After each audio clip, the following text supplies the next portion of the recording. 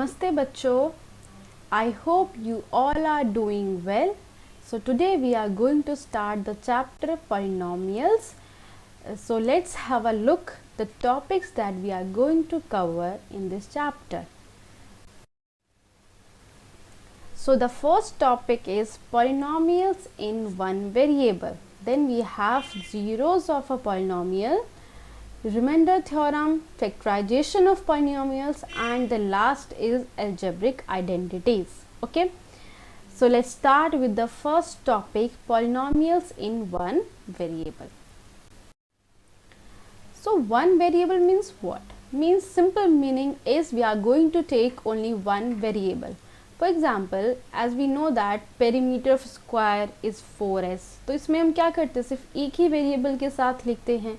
जैसे मैंने आपसे कहा perimeter of rectangle the formula is 2x plus y, यानी कि इसमें हम क्या कर रहे हैं, x और y you can take as length और ब्रेथ. ओके, सो इसमें हम क्या कर रहे हैं, दो वेरिएबल ले रहे हैं. ठीक है, लेंथ ब्रेथ दोनों आ गई, तो इसलिए हमें ऐसे वेरिएबल्स, ऐसे टर्म्स लेने हैं जिसमें एक ही वेरिएबल होगा. ठीक है, ऐसे polynomials. Okay, so let's start the polynomials in one variable. अब इसको पढ़ने के लिए आपको बेसिकली ये 4 वर्ड्स पता होने चाहिए. जैसे पहला वर्ड है constant. Constant the meaning itself saying fixed value. ठीक है, तो जैसे लिख सकते हो 2, 3, 4, 100, 27, कुछ भी, ये सब क्या होंगे, आपके कांस्टेंट होंगे. Means a symbol having a fixed numerical value is called constant. ठीक है, नेक्स्ट है आपका वेरिएबल्स. वेरिएबल्स में the value which can very. Okay, a symbol which may be assign different numerical values. जैसे हो गया x, y, a, b, कुछ भी. ठीक है, तो ये सब क्या होता है, इसकी वैल्यूज चेंज होती रहती है. ठीक है, डिपेंड करता है, क्वेश्चन पे डिपेंड करता है. देन नेक्स्ट एल्जेब्रिक एक्सप्रेशन, जो बहुत ही अच्छी सी और सिंपल डेफिनेशन है. Combination of constants and variables connected with some operations like plus, minus, multiplication and division, and this is called your algebraic expression. ठीक है, और इसमें हमें constant variables का तो मतलब पता है ही. नेक्स्ट हमारा वर्ड है टर्म्स. तो इसके लिए मैं आपको एग्जांपल देती हूँ. algebraic expression का क्या एग्जांपल हो सकता है, जैसे मैं लिखूँ x square plus this is your plus. ठीक है, और यहाँ पे आ गया 3x माइनस 7. ठीक है, तो अगर मैं आपको यहाँ पे बताऊँ, ये एक्सप्रेशन है हमारा, right. So this is your an example of algebraic expression. Now what are terms?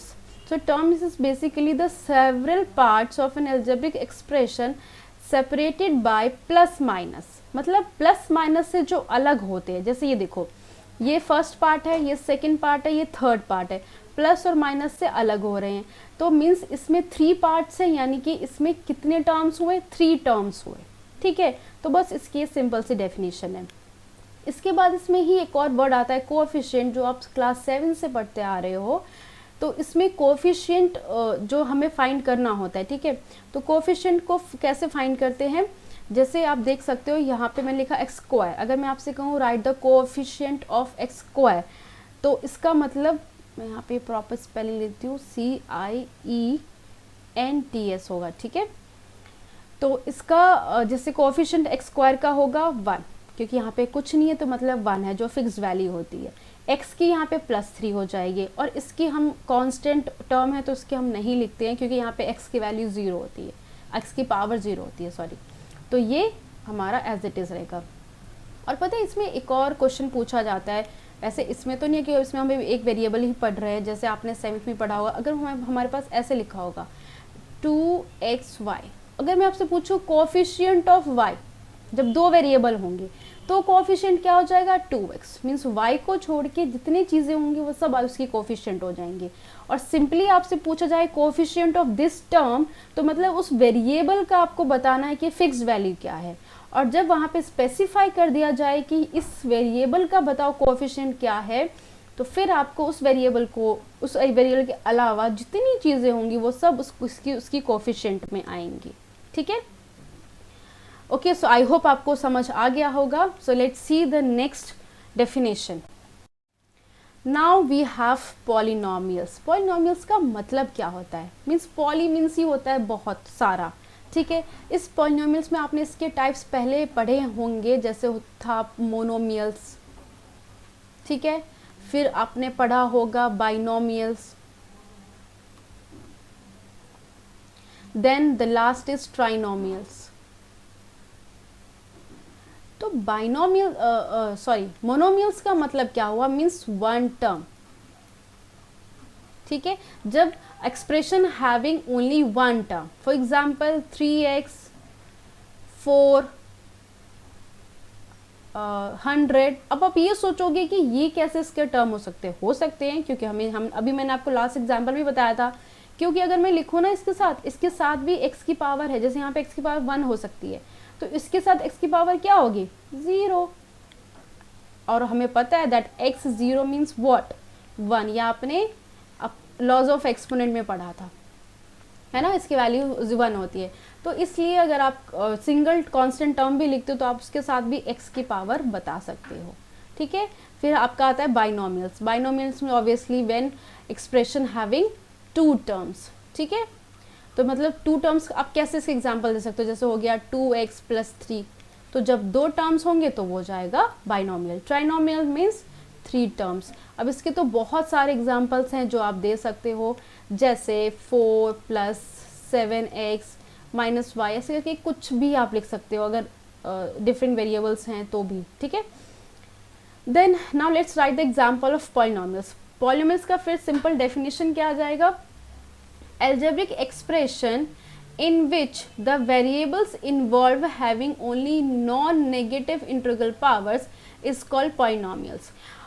मतलब नॉन नेगेटिव इंटीग्रल पावर का मतलब क्या हो गया? ये कोई बहुत बड़ी ऐसी कोई डेफिनेशन या वर्ड नहीं है, इसका मतलब ये होगा कि जो नेगेटिव नहीं होगी। जैसे मैं एग्जांपल दूं आपको, 3x² - 4x + 7, ठीक है। अब यहाँ पे देखो, इस x की पावर क्या है? 2 पॉजिटिव है, इस x की पावर 1 पॉजिटिव है, ये 7 के साथ कुछ नहीं है, ऐसा हो सकता है? इसके साथ है, क्या है? x की पावर 0, यानी कि हम 0 भी ले सकते हैं। मीन्स इसका मतलब ये हुआ कि पावर्स में अगर होल नंबर्स हैं तो वो आपके क्या होंगे? पॉलिनोमियल्स में कंसीडर किया जाएगा, ठीक है। अगर मैं एग्जांपल दूँ, 3x की पावर -2 है और -4 √x है +7 है, तो फर्स्ट थिंग कि यहाँ पे नेगेटिव आए तो ऑब्वियसली आपकी पॉलिनोमियल में तो कंसिडर ही नहीं होगा। लेकिन एक और चीज़ आता है, अंडर रूट अगर रहा तो यहाँ पे x की पावर अंडर रूट का मतलब क्या होता है? हाफ, 1/2 फ्रैक्शन में, जो पॉसिबल नहीं होता है पॉलिनोमियल्स के लिए। सो इसका मतलब ये है कि सिर्फ जो पॉलिनोमियल्स की पावर होनी चाहिए वो सिर्फ होल नंबर्स में होनी चाहिए, तभी वो पॉलिनोमियल्स में आएंगे, ठीक है। तो आई होप आपको पॉलिनोमियल्स का मतलब और उसका डेफिनेशन अच्छे से समझ आ गया होगा, और पॉलिनोमियल्स को आइडेंटिफाई कैसे करना है वो भी समझ आ गया होगा। अगर इसमें आपको कुछ और समझना है तो आप प्लीज़ कमेंट सेक्शन में ज़रूर लिखिए। उसके बाद के जो वीडियोस हैं, इसके बाद जो इंट्रोडक्शन के बाद जो हमें टॉपिक्स कवर करने हैं, क्योंकि इसके बाद हमें डिग्रीज ऑफ पॉलिनोमियल पढ़ना है, ज़ीरोज़ पढ़ने हैं, बहुत कुछ पढ़ना है, ठीक है। तो वो हम नेक्स्ट टॉपिक में कवर करेंगे। Thank you.